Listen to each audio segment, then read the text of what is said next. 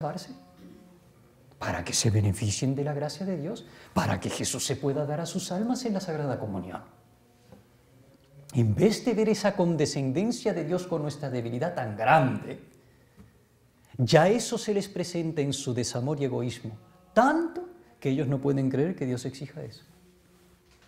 Pero si el Padre le exigió a Jesucristo la cruz, pero si le exigió a la Santísima Virgen está al pie de la cruz, ¿no ven? Porque el amor exige sacrificio y se nutre con el sacrificio, como decía San Maximiliano María Kolbe. Si no, entonces, ¿qué amor hay?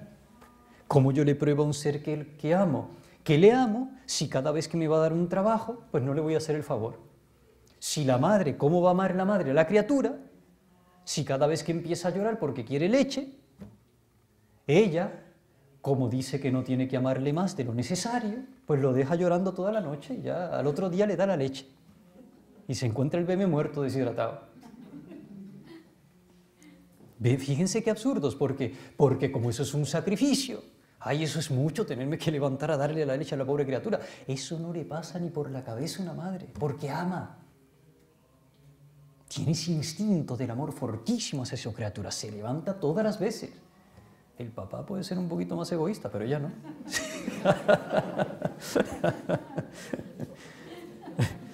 Por eso el amor de la madre sí es el que más refleja el amor de Dios en la tierra, sin duda. Es el más noble, el más hermoso, el más abnegado, el más sacrificado. Pueden tener unos hijos que son unos monstruos, pero siempre los aman. Si son madres auténticas, claro, no hablemos de hoy, que por la crisis actual pues hay muchas mujeres que no son madres, matando criaturas en su seno, todo lo que ya saben, que no hay que insistir más en ello. Pero es así, ustedes imagínense que no, pues no, si yo voy a demostrarle que yo amo al Señor, pues yo le voy a demostrar que le amo, pero yo tranquilamente tirado para atrás y salvarme así, que me salve Él. Claro, es que Él no puede salvar a quien no le ama, porque Él es amor por esencia. Y si no es amor la persona que se relaciona con Él, es completamente diferente y distinta a Él, porque no ama. Luego Él no puede identificarse con ella, la tiene que rechazar. ¿No ven que al cielo no puede entrar ni mota ninguna de egoísmo? Porque Dios es amor. Entonces una persona que no va a misa, ¿por qué peca gravemente? Porque eso no puede ser porque desobedezca un mandamiento. No, es que detrás de ese mandamiento está que realmente no ama, que no ha amado a Dios, que ha tenido un desamor grave para con su Dios, porque no derrama su sangre, su Dios, en una cruz para que Él ahora se desentienda de esa realidad. Porque no se sacrifica hasta esos espantosos suplicios el Hijo de Dios y muere en el Calvario, para que nosotros ahora no hagamos caso, sino para comprometernos en una respuesta de amor de vida a Él, como han hecho los santos. ¿Ven? Por eso es muy importante, amados hermanos, que sepamos juzgar las cosas según Dios, no según nosotros y nuestro egoísmo, porque según nosotros no haríamos nada. ¿Sí? Y no hacer nada es no amar. Como pone el Papa, Dios crea justicia. ¿Sí? Ese es uno de los pecados. ¿Qué son los mandamientos? Respuestas de amor de Dios al hombre, del hombre a Dios. Si el hombre no se las da es que no le ama. Por eso no se puede salvar, porque no ama y es desamor, y Dios es amor puro, es egoísmo el hombre. No son imposiciones ni molestias que Dios aquí me viene a amargar la vida y ahora encima tengo que ir el domingo a misa. Como pone el Papa, la misa no puede ser algo de obligación, como he escrito recientemente. La misa no puede ser algo de obligación porque la misa tiene que salir de uno, es decir, uno tiene que amar a Dios de tal manera que la misa se convierta para uno en un gozo, en una necesidad. Por tanto, el defecto no está tanto en que si es pecado o no es pecado, el defecto está en que si quiero amar o no quiero amar, ahí está todo. Y si quiero amar, se lo demuestro de estas maneras. Por eso ese es uno de los pecados más fuertes. Por el pecado mortal Dios no me puede condenar. Pues sí te puede condenar, porque es un pecado mortal y lo enseña la Iglesia. Que todo el que muere en pecado mortal, y es dogma de fe, no puede ir al cielo. Entonces, Lo que tú tienes que hacer es, porque claro, el que peca de esa manera, un pecado mortal, y reta a Dios de que no le puede condenar y quiere seguir, es que en el fondo tampoco quiere corregirse. Porque si no, no pondría un argumento, perdonen, tan barato. ¿No ven que es un pecado de desamor absoluto el pecado mortal? Es un rechazo de Dios auténtico y absoluto el pecado mortal, no es otra cosa. Por eso sí puede el pecado mortal a separarme totalmente de Dios, porque es que yo por Él me separo totalmente de Él, aunque yo no lo quiera creer ni aceptar. ¿Ven? Tengo que recurrir a estas ciertas argumentaciones que son superficiales, porque cuando uno ama a Dios uno enseguida lo entiende. Yo no, al contrario, no le aterra ofender a Dios. Y si cae, le pide perdón de corazón y quiere enmendarse y todo salvado. Pero porque hay gente que llega en la tibieza tan lejos que llegan a querer vivir un catolicismo así. Y el otro pecado es lo contrario, la desesperación. Yo estoy perdido, yo no tengo remedio, aquí se acabó, ya esto que hice, esto sí que ya Dios no me lo perdona nunca. Ese pecado es tan grave o peor que el otro. No, porque nunca podemos olvidar que la misericordia de Dios es infinita. Y que no solo su misericordia es infinita, que Él es omnipotente para sanarlo todo en mí. Aunque vuestros pecados sean rojos como escarlata, blanquearéis como nieve. Él lo puede hacer todo. No hay nada que temer. Goza perdonando. Es más, realiza su salvación, su redención en el perdón. Y el perdón perenne, continuo. Porque si no, miren, una vez hemos explicado en alguna reflexión, porque pasa esto, nosotros como vivimos en el tiempo, entonces pensamos en que Jesús murió en el Calvario, hace ya más de 2000 años, muere en el Calvario y pensamos y centramos nuestra salvación en aquella muerte del Calvario, en aquel momento, allí fue donde se alcanzaron todas las gracias y el Señor por eso me convirtió, pero pasado el tiempo, si yo sigo pecando, esa gracia como que se va debilitando. Concebimos las cosas así.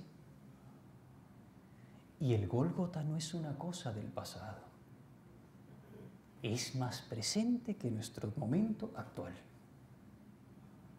¿No han visto ustedes a veces ese gráfico en el cual se muestra cómo en cada hora del reloj se está celebrando la misa en algún lugar del mundo? Muchas misas. Nunca se deja de celebrar la Santa Misa en el mundo. Eso es el Gólgota presente aquí hoy, porque Jesús no muere hace 2000 años para perdonarme entonces, alcanzarme en aquel momento la conversión y si me voy portando mal, pues ya dejarme. Jesús muere en aquel momento para perennizar su sacrificio, para hacer presente de continuo su sacrificio aquí ahora para mí. Y cada Santa Misa es para decirme que aquí ahora Jesús está ofreciendo por mí, para perdonármelo todo en el momento presente, con su misma omnipotencia que en el Gólgota, porque es el mismo sacrificio. Por tanto, el perdón de Jesús es de perenne actualidad y de absoluto poder para remediarlo absolutamente todo. Es blasfemia creer que puede más mi maldad que la bondad del corazón de Cristo. Jamás.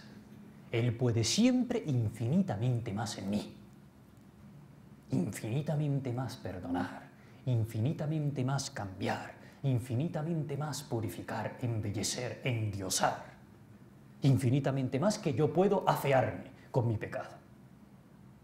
Por eso no hay cabida ninguna en el corazón a la desesperanza.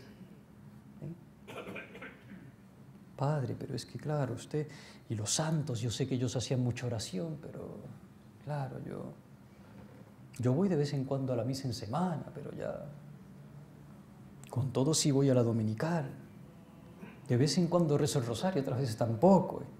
Tranquilos. Lo que tienes que hacer es querer superarte.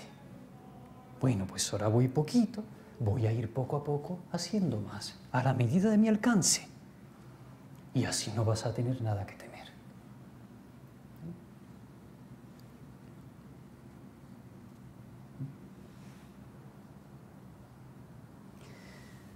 Pone el Santo Padre.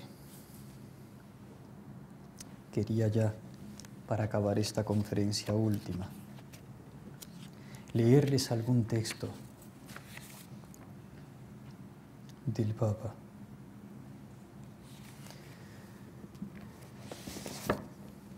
Porque es sencilla y solemnemente magistral. Miren lo que el Papa pone. Vamos a entrar en el tema delicado del juicio, ¿ve?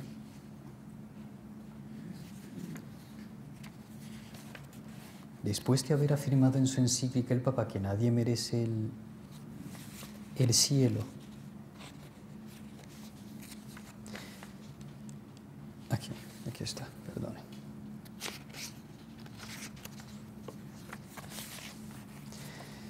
El Papa comenta así: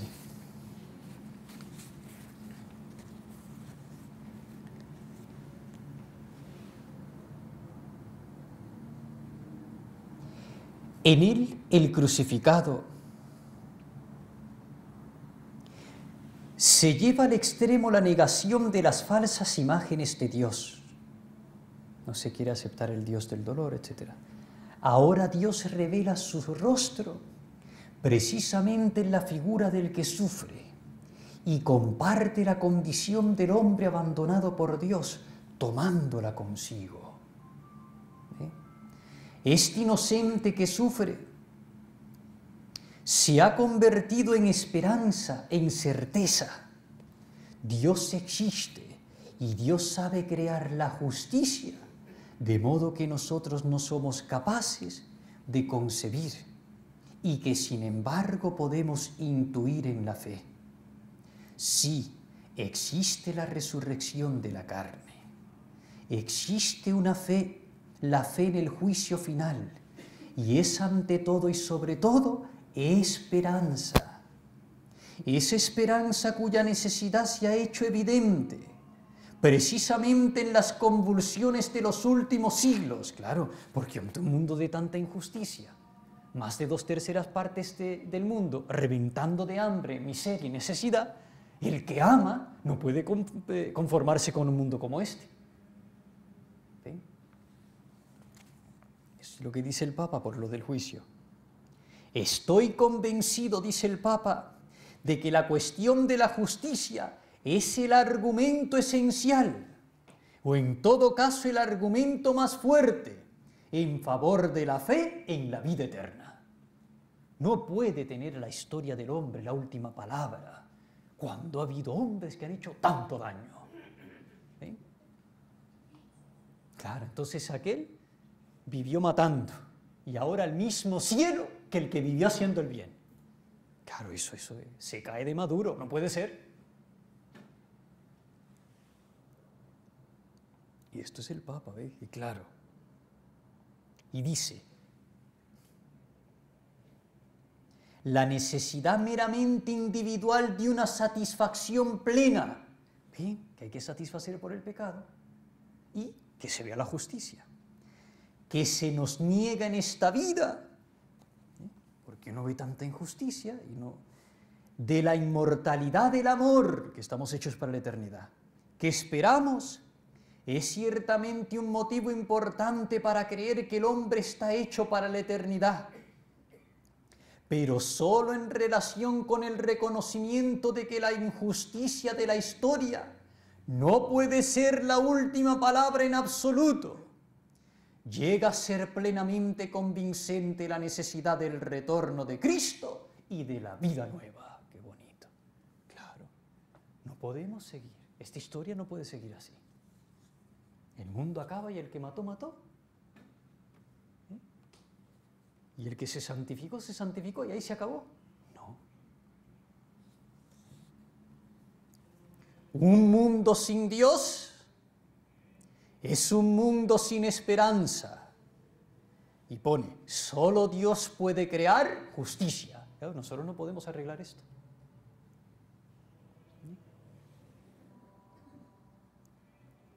La imagen del juicio final no es en primer lugar una imagen terrorífica, sino una imagen de esperanza, quizás la imagen decisiva para nosotros de la esperanza. Porque ahí Dios va a poner los puntos sobre las íes. No descansará hasta implantar justicia. Justicia sobre los lugares más remotos de la tierra, sobre las islas. Es eso, es eso. Justicia no quiere decir que va a implantar castigo a diestra y siniestra, no.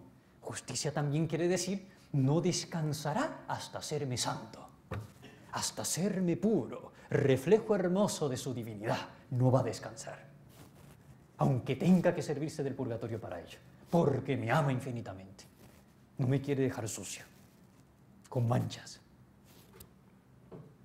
La imagen que usamos muchas veces, la madre que ama a su niño, lo ve en el fango, y sí, yo te quiero así enfangado. No, enseguida lo limpia, lo asea, le pone ropita limpia, lo hermosea, y lo estrecha junto a su corazón. Eso hace Dios.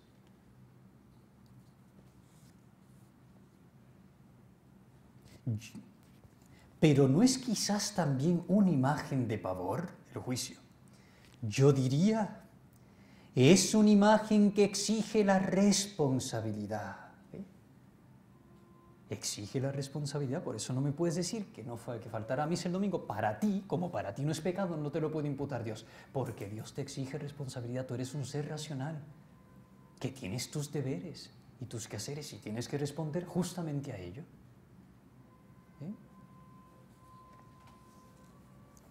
Una imagen, por lo tanto, de ese pavor al que se refiere San Hilario cuando dice que todo nuestro miedo está relacionado con el amor.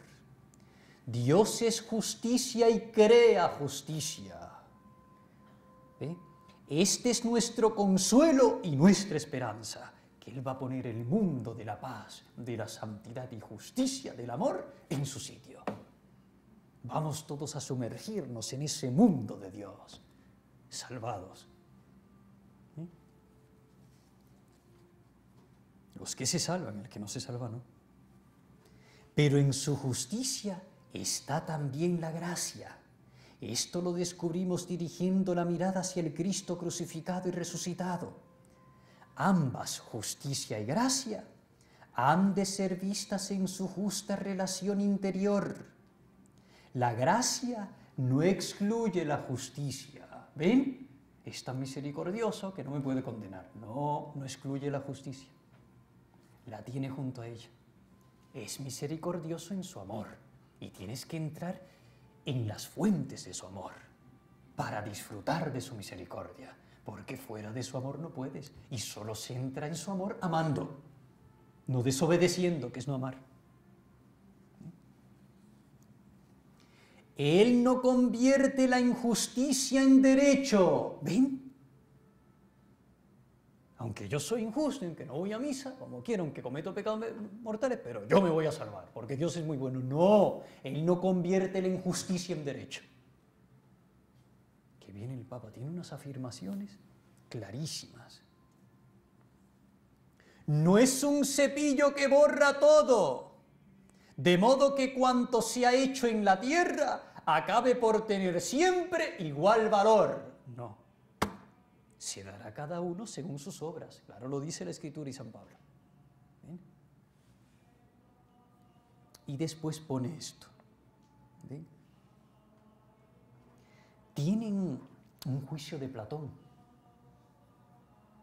Que fíjense, el Papa recurriendo al argumento de un pagano, por la crisis de fe que hay en muchos católicos. Para que vean, porque a nivel de conciencia, el que ve cómo es la cosa y cómo realmente su conciencia le estimula y está abierto a esa verdad, aunque le duela, lo tiene que aceptar.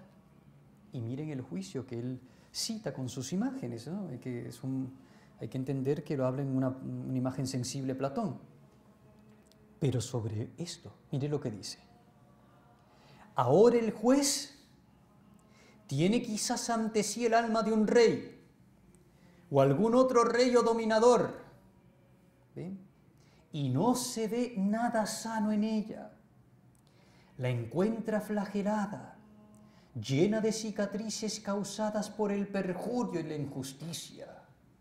Y todo es tortuoso, lleno de mentira y soberbia, y nada es recto, porque ha crecido sin verdad. Que un pagano me tenga que catequizar a mí, un católico, sobre el juicio final hoy en día. No digo por nosotros que creemos en él, sino por muchos católicos que no lo quieren aceptar. ¿Sí? Y ve cómo el alma, a causa de la arbitrariedad, el desenfreno, la arrogancia y la desconsideración en el actuar, está cargada de excesos y de infamia. Ante semejante espectáculo, la manda enseguida a la cárcel, donde padecerá los castigos merecidos. Platón.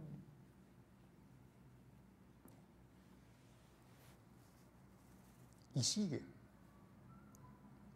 Ante semejante espectáculo. Después dice, pero a veces ve ante sí un alma diferente, una que ha transcurrido una vida piadosa y sincera. Se complace y la manda a la isla de los bienaventurados.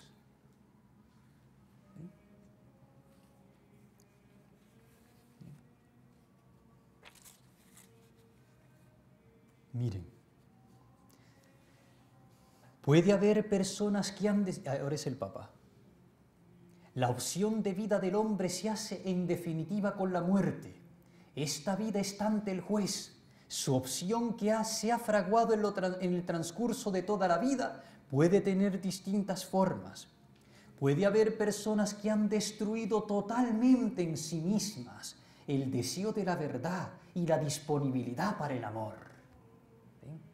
Y el Papa pone más abajo de lo que hemos tenido testimonio en la historia de nuestros tiempos, claro, un hombre, un Stalin, un Hitler.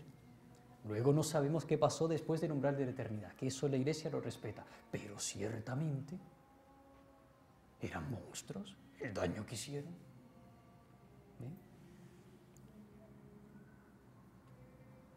Jack el Destripador, no me digan ustedes que se supone que esté al lado de San Juan de la Cruz en el cielo.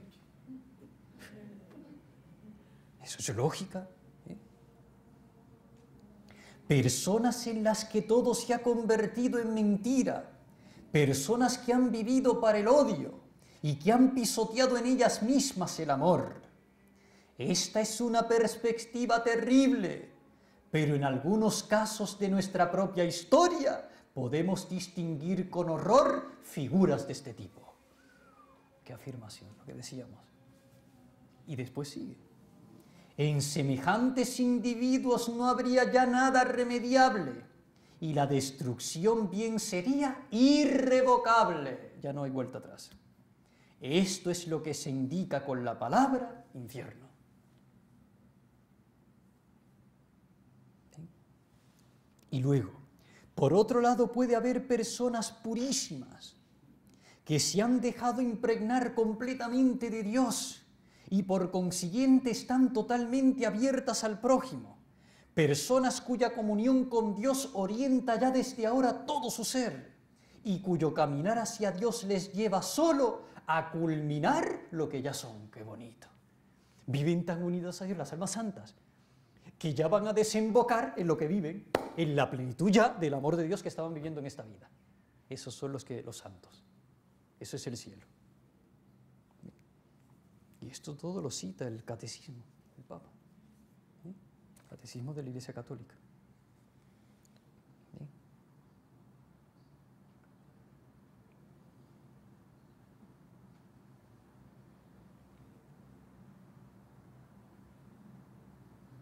Y luego, pero en las opciones concretas de la vida esta apertura se ha acompañado con nuevos compromisos con el mal. Esto ya habló del que se condena y el que se salva.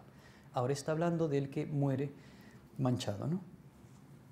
Hay mucha suciedad que recubre la pureza, de la que sin embargo queda la sed, y que a pesar de todo rebrota una vez más desde el fondo de la inmundicia y está presente en el alma. ¿Ve? ¿Qué sucede con estas personas cuando comparecen ante el juez? ¿Ve? Esos que se salvan, dicen, ¿ve? Que les salva la campana, como dicen en el boxeo. ¿Ve? Porque a lo último reciben los sacramentos. Claro, es el fruto de almas que han venido pidiendo por ella, su esposa, sus seres queridos, sus familiares religiosos. Pero ¿qué se da? Que vivieron una vida que sabemos que no fueron santos. ¿Sí? Pero se convierten de verdad al final. Que es un riesgo muy grande, porque nadie sabe si le sorprende una muerte repentina, es un peligro. Pero estos casos hay, ¿no? ¿Qué sucede con estas personas cuando comparecen ante el juez? Toda la suciedad que han acumulado en su vida, ¿se hará de repente irrelevante, sin importancia? Pregunta el Papa. ¿Sí? ¿O qué otra cosa podría ocurrir? Y aquí viene San Pablo. San Pablo en la primera carta a los Corintios, y el Papa argumenta con la Biblia, de manera que deja uno aplastado, porque no tiene uno que decir, es la palabra de Dios. ¿Sí? Nos da una idea del efecto diverso del juicio de Dios sobre el hombre, según sus condiciones. Lo hace con imágenes que quieren expresar de algún modo lo invisible, sin que podamos traducir estas imágenes en conceptos simplemente porque no podemos asomarnos a lo que hay más allá de la muerte ni tenemos experiencia alguna de ello. Pablo dice sobre la existencia cristiana, ante todo, que está construida sobre un fundamento común, Jesucristo. Este es un fundamento que resiste. Si hemos permanecido firmes sobre este fundamento y hemos construido sobre él nuestra vida, sabemos que este fundamento no se nos puede quitar ni siquiera en la muerte. Y continúa. Encima de este cimiento, este San Pablo, edifican con oro, plata y piedras preciosas, o con madera, heno o paja. Lo que ha hecho cada uno saldrá a la luz. El día del juicio lo manifestará, citando San Pablo todo esto, porque ese día despuntará como fuego, y el fuego pondrá a prueba la calidad de cada construcción. Aquel cuya obra construida sobre el cimiento resista, porque hay unos que no van a resistir, los condenados, resista, recibirá la recompensa, mientras que aquel cuya obra quede abrasada sufrirá el daño. No obstante, él quedará, porque habla del purgatorio, quedará a salvo, pero como quien pasa por el fuego. ¿Sí? Dice el Papa, en todo caso en este texto se muestra con nitidez que la salvación de los hombres puede tener diversas formas, que algunas de las cosas construidas pueden consumirse totalmente, infierno, que para salvarse es necesario atravesar el fuego en primera persona para llegar a ser definitivamente capaces de Dios y poder tomar parte en la mesa del banquete nupcial y eterno. Después cita el Papa, ya con esto acabo, hace una cita de algunos teólogos que opinan hoy en día que ese contacto purificador del purgatorio va a ser el contacto con Jesucristo. Su mirada, su ser, su semblante va a quemar, viéndonos nosotros tan desemejantes a Él, y el fuego del amor de Dios nos va a envolver purificándonos terriblemente. Pero es fuego de amor. Lo bello es, por eso el Papa cimenta esto en la esperanza. El Papa no quiere ver esto como una señal de desgracia, entonces aquí se acabó, entonces ahora yo me iré al purgatorio, eso me faltaba ahora, encima de lo que sufro aquí. No. El Santo Padre lo que me está diciendo es que aunque el alma no, porque ahora ustedes se dan más a Dios, se hacen hombres y mujeres de oración, ofrecen esos mismos sufrimientos con una resignación y a través de eso Dios les purifica. Pero prescindiendo de eso, imagínense que ustedes mueran manchados. Pues la esperanza está en que Dios es tan bueno que me va a quitar las manchas aún después de esta vida si tengo alguna. Y me podré ir al cielo. Esa es la esperanza. Que podremos ser puros algún día, limpios algún día, inmaculados en Dios algún día, perfectos y luminosos ante Dios algún día, sin defecto ninguno, invadidos por su amor y presencia. Y ese destino feliz apaga el mismo dolor del purgatorio para nosotros.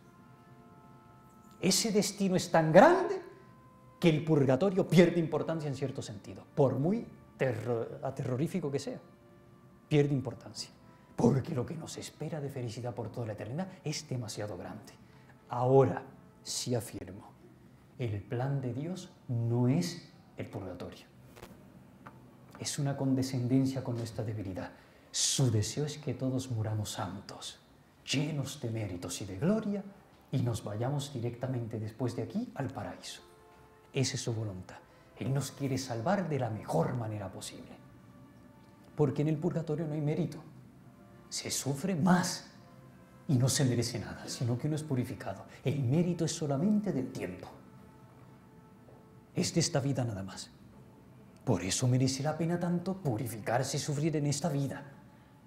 Porque aquí sí que se alcanza mérito y alcanzamos un cielo cada vez más deslumbrante, conforme mejor nos purifiquemos aquí. ¿Bien? De manera que tengamos una visión objetiva. ¿Bien? Y no como aquella señora que le decía a la hermana cuando acabó el retiro, este retiro que prediqué, hablé de este tema en México.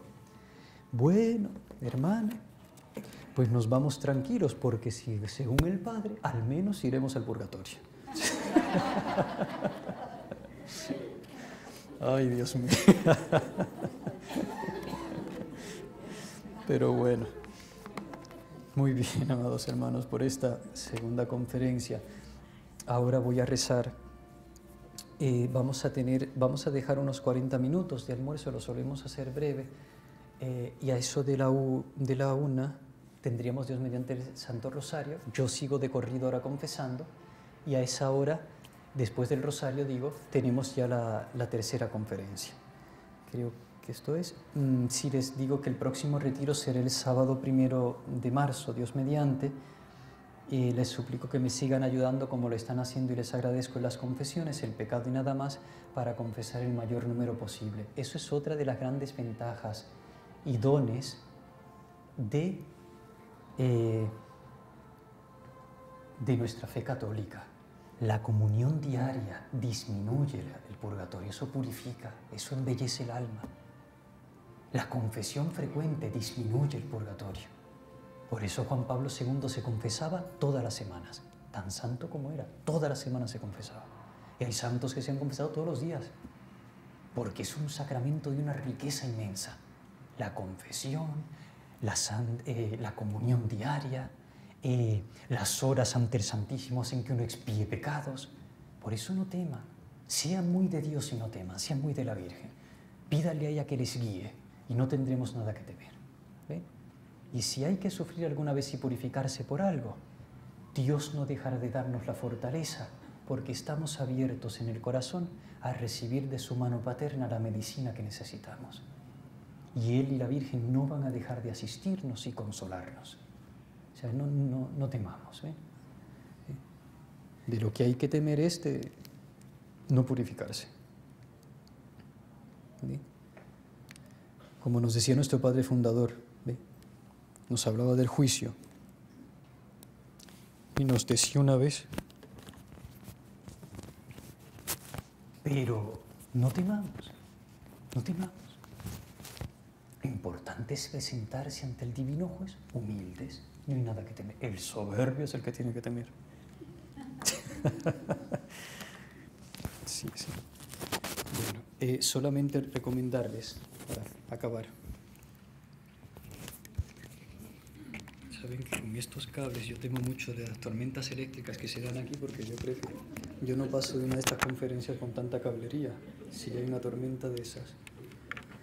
Bien, miren, perdonen, ¿no? Pero es que sé que les entretengo viéndome enredarme en los cables estos. Perdón, sí que quería solo recomendarles una vez más para aquellas personas que puedan haber llegado después, a los niños infundir el amor a Dios y a la Santísima Virgen, este bello librito que tiene las verdades de la fe, que se pueden presentar a los niños con cuentitos y demás, pero transmitiéndoles las verdades de la fe más sólidas para que desde pequeñitos ya se vayan formando. Porque lo que se graba en el niño, eso no se borra, es para siempre. Mucho les aconsejo este bello librito que tanto necesitamos hoy en día, catequizar a nuestros niñitos, porque los tenemos bombardeados por tanta cosa. ¿Bien? Y a veces los tenemos los pobrecitos hipnotizados en los jueguitos estos cada vez más atractivos, y están ahí como zombies pegados a la pantalla de la televisión o de la computadora, lo que sea, jugando. Pobrecillos. Tiempo que a veces se pierde y que se invertiría infinitamente más para el bien de sus almas, rezando, haciendo obras buenas, de caridad, de piedad, estudiando. Ya saben que Ya conocemos varios casos en el Oriente que han muerto. Personas ahí se han quedado tan atrapadas por la seducción de esos juegos. Una estuvo más de 24 horas y cayó muerta por un infarto. Y otro se desmayó y de camino al hospital murió. El daño que hace, porque es obsesión, atrapa. Pero es algo que ustedes ven que no se hace nada. Porque ¿qué de fructífero, qué de positivo se hace? Ahí no se hace nada. El error de muchas madres que para que el niño se esté quieto, mira, vete a jugar, para que le dejen hacer los quehaceres. ¿Ve? Y hay que cuidarlos mucho porque eso sin darnos cuenta los esclaviza. Esclaviza. Aparte esas imágenes se le quedan, sueñan con eso, piensan con eso, están obsesionados con eso, su vida se convierte en eso, en cómo voy a hacer el juego mejor. Es un peligro. Pero bueno, mucho les aconsejo también este libro Darse, de esta religiosa que murió en olor de santidad, ¿ve? Y que dejó una congregación excelente como fundadora, Darse, en las cuales con pinceladas magistrales y de bello arte, en su forma de escribirlos y demás, se presentan atractivas, gustosas, para gustar de Dios y amarle, y encendernos en ese mismo deseo que devoró el corazón de Cristo, que fue el de darse hasta salvar a toda la humanidad. ¿Bien? Y nada más, queridos hermanos, ahora rezo y paso de inmediato al confesonario.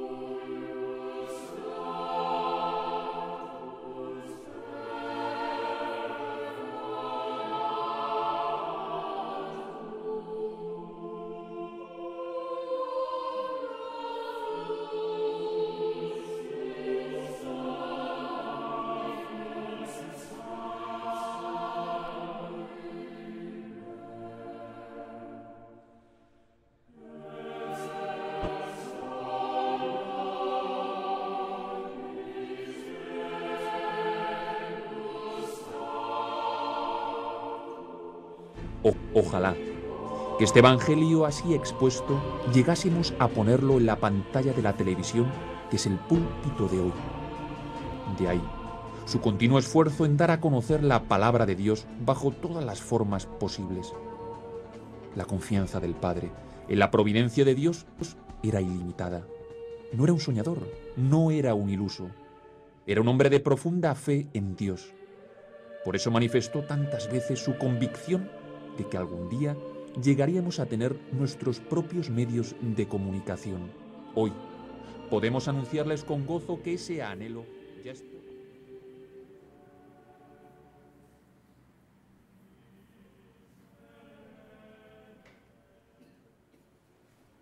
Yo soy la madre del amor hermoso, del temor, del conocimiento y de la santa esperanza. Venid a mí, los que me deseáis, y hartaos de mis frutos, que mi recuerdo es más dulce que la miel, mi herencia más dulce que un panal de miel. Palabras del Espíritu Santo a través del libro del Eclesiástico, capítulo 24, versículos 18, 19 y 20. Amados hermanos, en nuestro Señor Jesucristo y María Santísima, última conferencia de este santo retiro, que queremos consagrar una vez más con el favor divino a la Madre de Dios, la Madre de la Santa Esperanza. Yo soy, dice bellamente el texto, la Madre del amor hermoso. Es decir, la Madre de ese mismo amor que es Dios en Jesucristo. Eso es Él en la cruz, es la fisonomía del amor hasta las últimas consecuencias de su entrega, destruyendo y venciendo todo obstáculo, aún el del dolor y la muerte. ¿Sí? Ella es la madre de ese amor hermoso, del amor, del amor consistente, del auténtico, es decir, del amor mismo de Dios. Yo soy la madre del temor, no del temor servil, ¿sí?, que tantas veces hemos señalado en los retiros.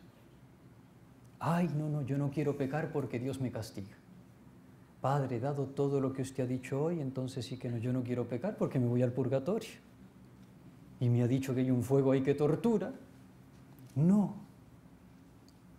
Del temor santo de Yahvé, que tanto le quiero amar, que tanto logro amarle en la gracia, que prefiero cualquier cosa antes de herir a Dios que amo, y lucho en mi vida por irme santificando cada vez más, por ir muriendo cada vez más a mi maldad, y que solo en mí hay una respuesta existencial al amor de Dios. Un Dios que me ha amado así, yo quiero así amarlo también, llegar hasta esas consecuencias de entregarle mi vida antes que ofenderle. De eso se trata. Eso se alcanza poco a poco, a menos que esté uno llamado a ser un santo de curso intensivo, que decimos. ¿Ve? Como Santa Teresita, que a los 24 años al cielo, y un cielazo, porque era una santa. ¿Ven? San Juan Bermans, eso, 19, 20, 21 añitos, creo que tenía San Luis Gonzaga, San Estanislao de Cosca, otro. ¿Ven?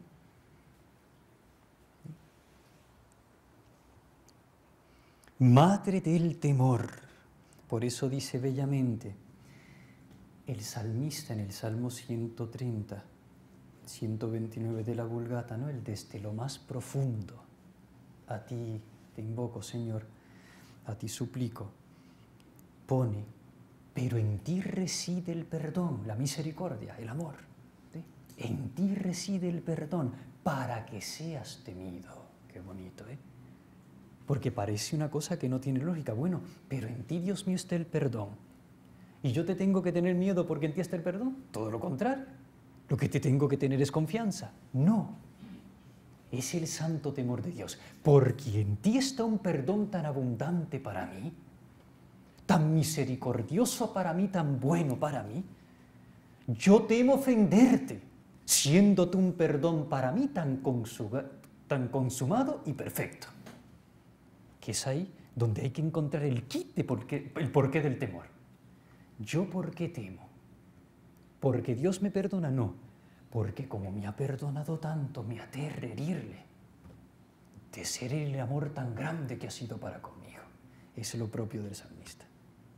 ¿Ven? Por eso María es la madre del temor. Es decir, la que engendra en mí no solo el amor de Dios, su mismo amor, ese amor puro. La que realiza en mí el amor puro que hace al santo que debo